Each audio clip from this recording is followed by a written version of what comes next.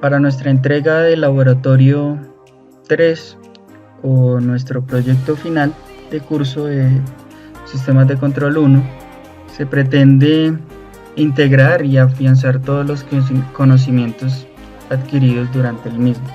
Se escogió como planta control de velocidad de un motor de acuerdo a unas instrucciones que nos dejó el docente, y los datos que se usaron para esta planta fueron tomadas de un proyecto que fue publicado en el 2019. A esta planta se debe realizar todo el procedimiento, obtener la función de transferencia y realizarle o diseñarle dos controladores diferentes. Uno es el PID y ya veremos más adelante cuál fue el segundo controlador. La planta, pues como ya lo indiqué, se tomó de un listado que el docente nos dio, y la forma de determinar cuál era la planta fue con el último dígito de la cédula del integrante, de los integrantes del curso, del grupo. Se sacó un promedio y este nos dio como planta el motor DC y como salida la velocidad. Fueron varios los proyectos que se tomaron en cuenta, pero uno fue el que más se acercó a las necesidades requeridas, ya que pues en los que se tuvieron en cuenta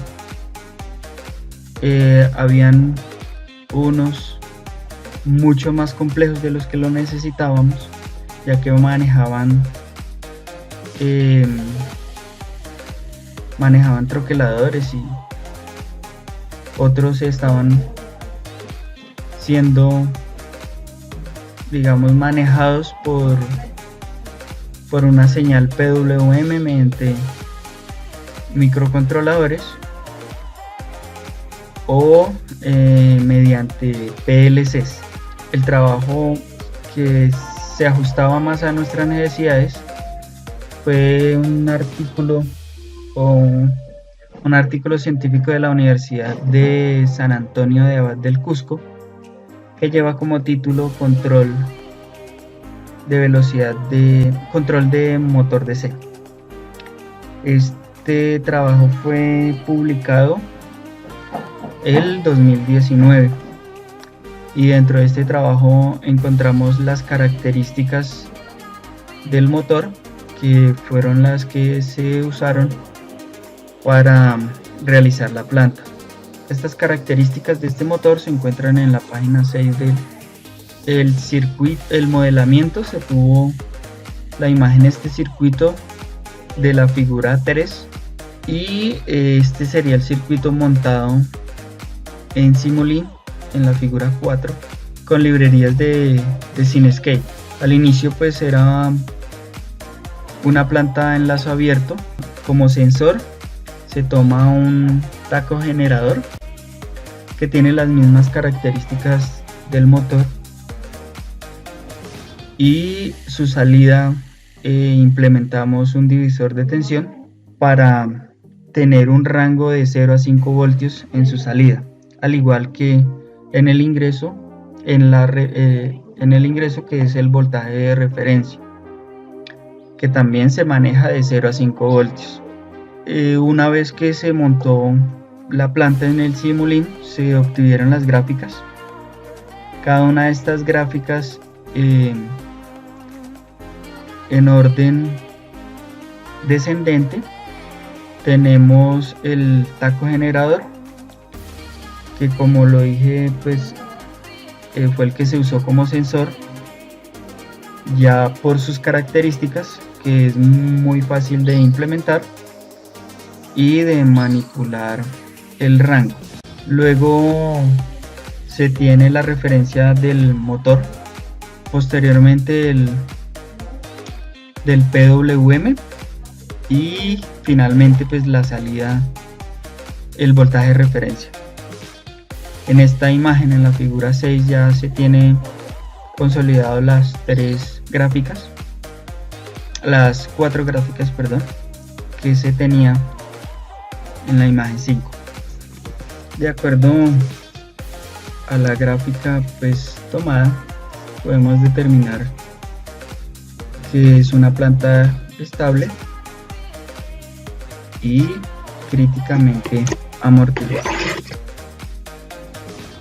Para nuestra segunda etapa de proyecto, se toma la planta que tenemos montada en Simulink, se lleva a un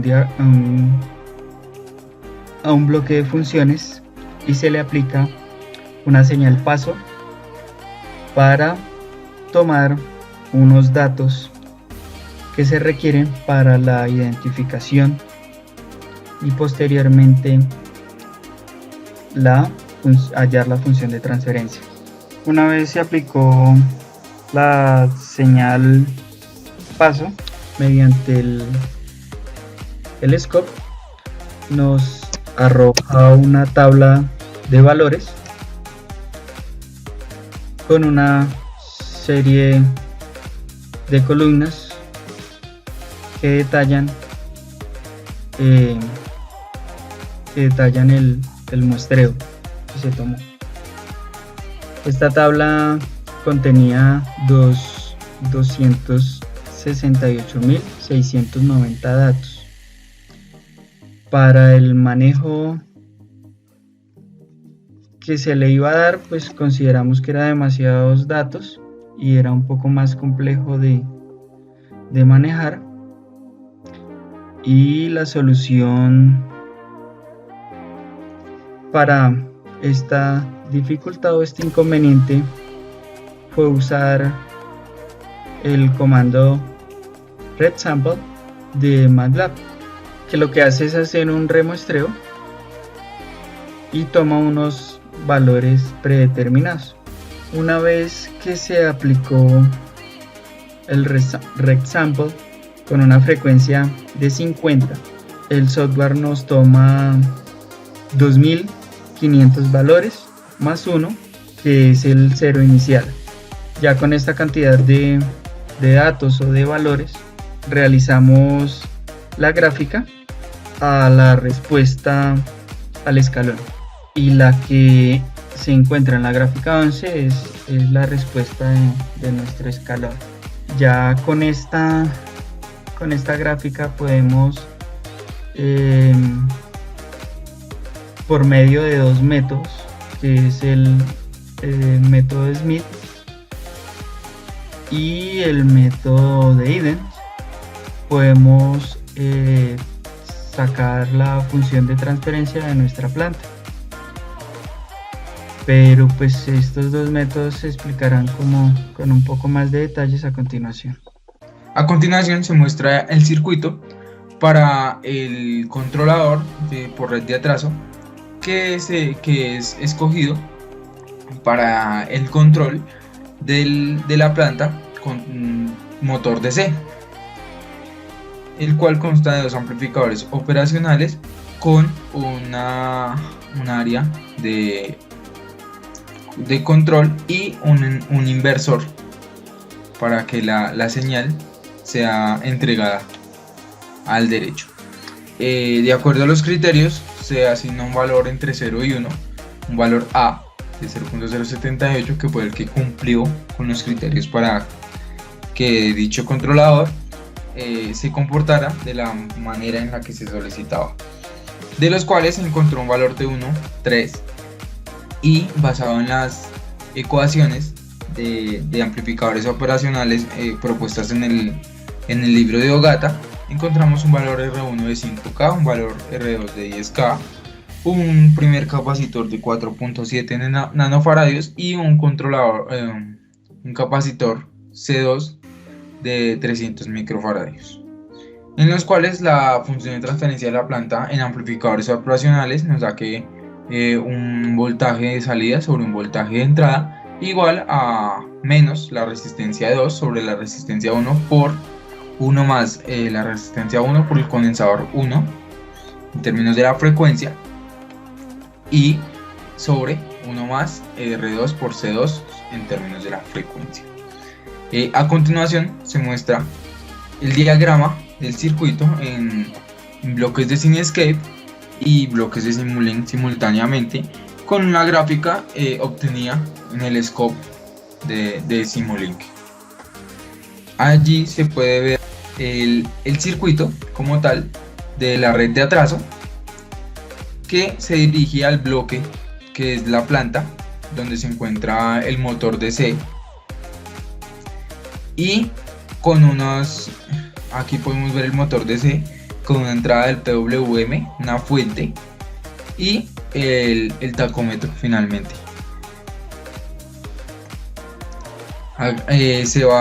Se ponen flechas que son convertidores de bloques de Cinescape a Simulink y que se dirigen directamente al scope.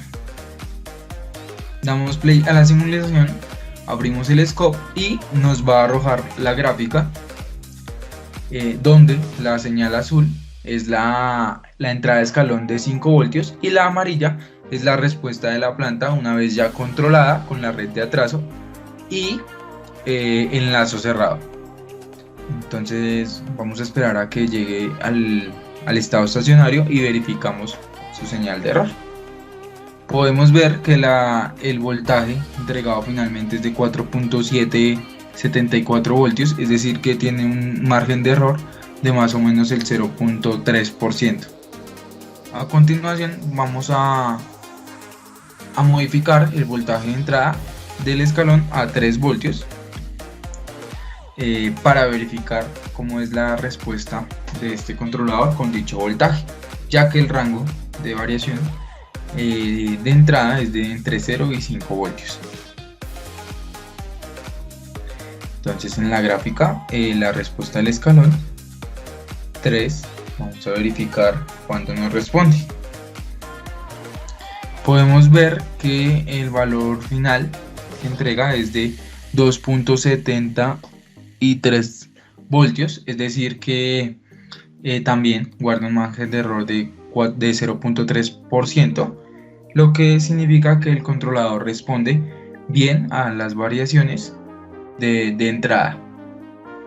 A continuación se realizó el diseño para el controlador PID, que es obligatorio para controlar esta planta, el cual se utilizó el método de controladores PID de Smith, utilizando un error integral IAE,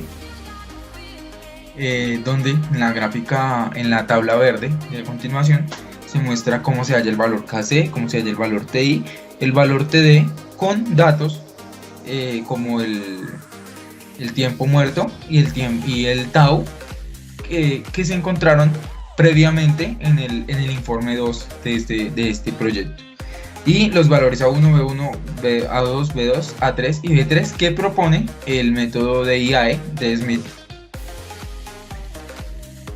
y donde encontramos que el valor KC es 2.83, TI es 6.260 y TD es de 0.132.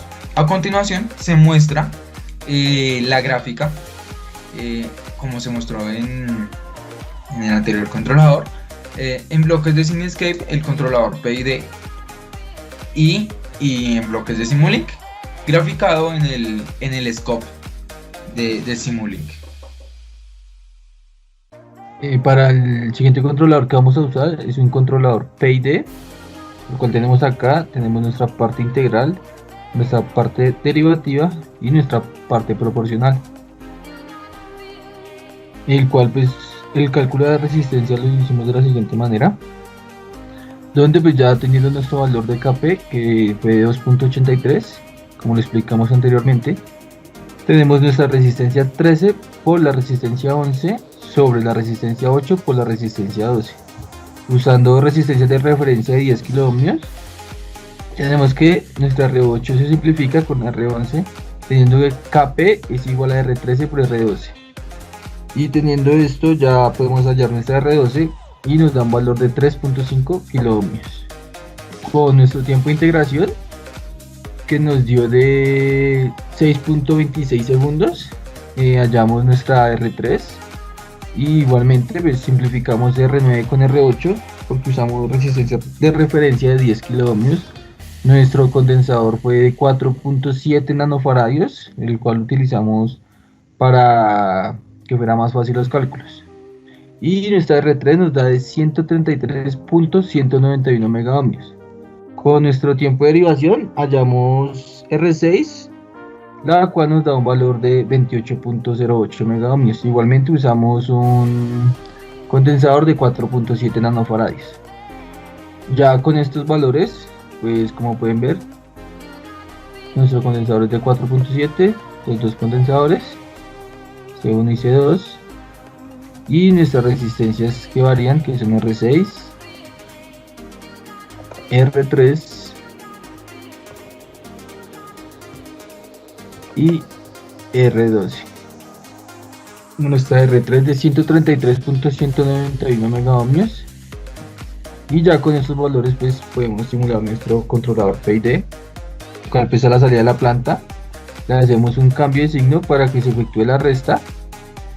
Como esto pues va a ser un inversor, aquí igualmente usamos una ganancia de 1, un proporcional de 1, con dos resistencias de 10 kiloohmios para que sea positiva. Y ya pues vamos a darle a la simulación. Recordemos que nuestra entrada es de 5 voltios y pues nuestro controlador debería seguir esta señal, como vemos la va siguiendo, y aquí vamos a obtener la muestra exacta de cuánto va a ser su valor. Como vemos, su valor es de 4.74 en un tiempo de 48.5 segundos, y esto pues está dentro del rango de 0.3 voltios, que era el rango pedido de error.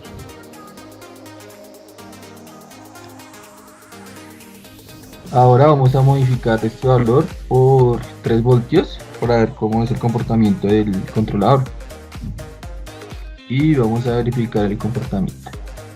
Ajustamos.